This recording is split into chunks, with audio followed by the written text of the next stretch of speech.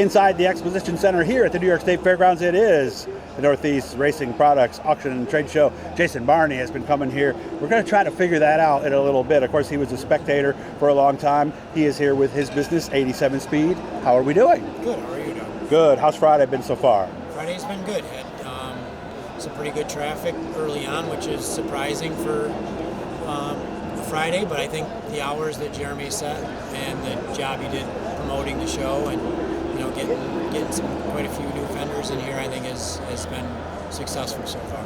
As you can see, that is an X1 race car back behind him. It's not quite complete. Let me see. It's basically just frame and body, pretty much, right? Frame and body for a customer, Alex Therian, a Quebec customer that raced modifieds and did some sprint car racing last year and is upgrading to a new chassis. So this is his car that we brought, and he was lucky enough to let us put it on display and hold it hostage for him for a little bit. But yeah, it's been good so far. Yeah, and modified drivers going to sprints is so common now. We don't even bat an eye anymore, do we? I think it was there was a period there between like 2005 to 2010 where we had a lot of guys, me, Chuck Hebing, Steve Poirier, Sean Doneth, a lot of guys that kind of came in around the same time, and then Jessica Semkin, and then it kind of slowed down a little bit, and I think it's kind of picking back up a little bit more again. Okay.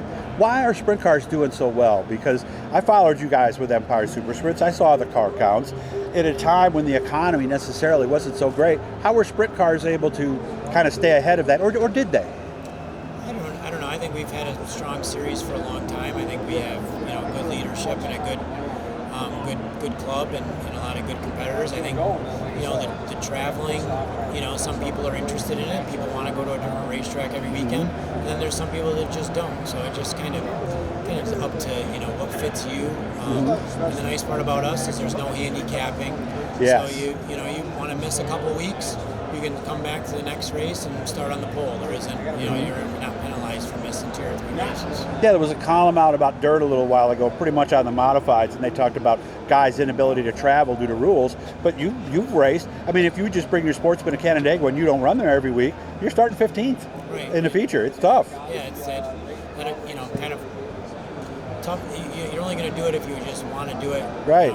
But if you want to do it to be competitive, it's tough to do that. With our series, if maybe there's a track that's too far away or something that you just don't like, you can still go and miss a couple weeks and have an opportunity to win the race. And with the races paired like they are, you could travel and do 2-3 races a weekend that are in your area. Yeah, I think ES has done a real good job of kind of listening to us that run the tour, and we would rather do 2 in a weekend than 1. Yes, we're going to travel. Yeah, we'd rather pair something up. Me personally, I'd rather do 3 in a weekend and have a weekend off. But I think to do 2 with the travel expense that we have, it cuts your travel expense in half rather than just doing 1 night. Of course, there's not as many Sunday tracks as there used to be either. So that's a lot of the struggle right now. Is everybody's on Fridays now, and we don't have Sundays. So your only Sunday track really left is Cornwall. But when we had Utica on Sundays, it was easy to pair up a Friday, Saturday, Sunday. But now the majority of the tracks are on Fridays, so it's even making weekend racing tough. Yeah, you got Weedsport here and there. We used to have rolling wheels back in the day. Humberstone, I know, was one that also ran a lot on Sundays. How is business right now? If I went to you today and I said, I want a car, how long until I get it? Better this year than last year. Okay. So if anybody's looking for a car, don't be shy to call. We had a super busy year last year, and we were kind of like, at this time last year, not guaranteeing anybody for the start of the season. But, really? But right now we're in pretty decent shape. We've done a little bit better job of gearing up our inventory and having stuff a little bit more available, just so that we didn't get caught in a situation like we did last year where we just couldn't get people things in a timely manner. So I do think that we're better, but things change fast. Yeah, and of course he doesn't just do work at 87 Speed for race cars. A lot of other things he does with CNC machines and things like that.